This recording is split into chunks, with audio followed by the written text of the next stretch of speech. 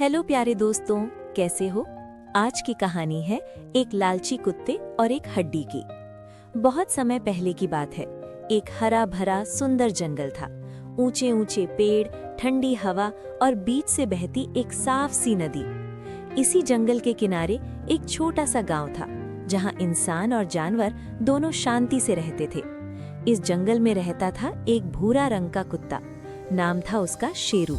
शेरू ताकतवर था, तेज दौड़ सकता था, लेकिन उसमें एक बहुत बड़ी कमी थी, लालच।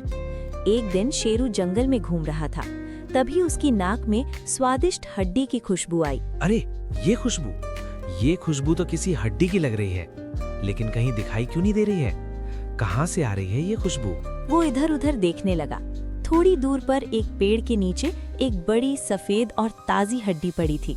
शेरू की आंखें चमक उठी। अरे वाह, इतनी बड़ी हड्डी! आज तो मेरी किस्मत खुल गई। जल्दी से ले लेता हूँ, नहीं तो कोई और ले जाएगा। झपट्टा मारा और हड्डी को अपने मुंह में दबा लिया। हड्डी पाकर शेरू बहुत खुश हो गया। आज तो मजा ही आ गया। अब मैं आराम से इस हड्डी को किसी सुरक्षित जगह बैठकर खाऊंगा, ताकि कोई मुझे परेशान ना कर सके। वो इधर उधर घूमकर सुरक्षित जगह ढूंढने लगा। यहाँ तो हर तरफ कोई ना कोई है। लेकिन तभी उसके मन में एक और विचार आया। एक काम करता हूँ, अगर मैं इसे घर ले जाकर खाऊं तो आराम से बैठकर खाऊंगा, फिर फैल कर सो जाऊंगा। कोई मुझे परेशान नहीं करेगा। हाँ, यही सही रहेगा। वो घर की ओर चल पड़ा, लेकिन घर जाने के लिए उसे एक नदी पार करनी होती थी। नदी के ऊपर एक पुराना लकड़ी का पुल था। पानी इतना साफ था कि नीचे सब कुछ आसानी से दिखाई देता था। शेरू धीरे धीरे पुल पर चढ़ा। जैसे ही शेरू नदी के बीच पहुंचा, उसने पानी में देखा एक और कुत्ता, जिसके मुंह में उससे भी बड़ी हड्डी थी। असल में वो पानी के अंदर उसकी ही परछाई थी।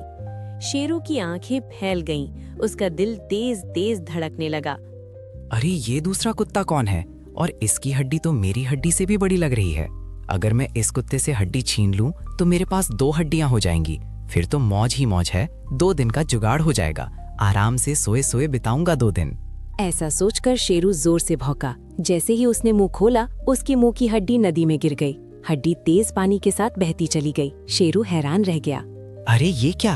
ये नहीं हो सकता, मेरी हड्डी। वो नदी में झांकता रहा, लेकिन अब कुछ भी नहीं हो सकता था।